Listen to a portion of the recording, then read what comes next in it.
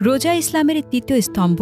প্রতি বছর রমজানে প্রতিটি ধর্মপ্রাণ মুসলমান মহান সৃষ্টিকর্তার অনুগ্রহ লাভের জন্য ধর্মীয় ইবাদত রোজা পালন করে থাকেন।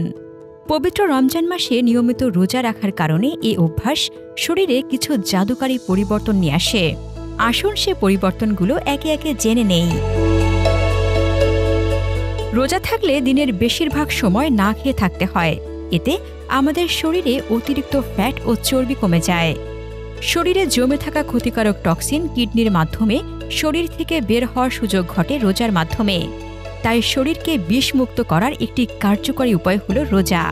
রমজানে নিয়মিত রোজা রাখার ফলে স্বাস্থ্য সম্পর্কিত বিভিন্ন সমস্যা যেমন উচ্চ কোলেস্টেরল, হৃদরোগ ও স্থূলতার প্রতিরোধ করা সম্ভব।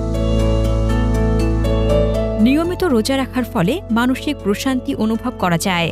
এ সময় স্ট্রেস হরমোন নিঃসরণ কমে যায়, যা ব্রেইনের কার্যক্ষমতাকে অনেকটাই বাড়িয়ে তোলে। রোজা রাখলে সঠিক সময়ে সেহরি ও ইফতার করতে হয়। এ নিয়মানুবর্তিতা শরীরের অলসতা কাটাতে সাহায্য করে।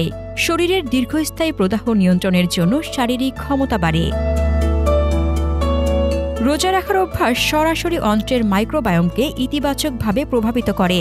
এতে শরীরের সার্কাডিয়ান রিদম ও বিভিন্ন অণুতে সংকেত পৌঁছানোর ক্ষমতা বাড়ে। নিয়ম ও সময় অনুযায়ী কাজ করার অভ্যাস শরীরের সচলতা বাড়ায়।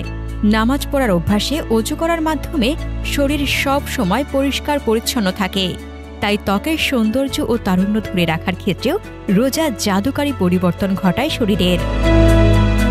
হাসনাতুজ্জাহান হিমু, দৈনিক সংগ্রাম।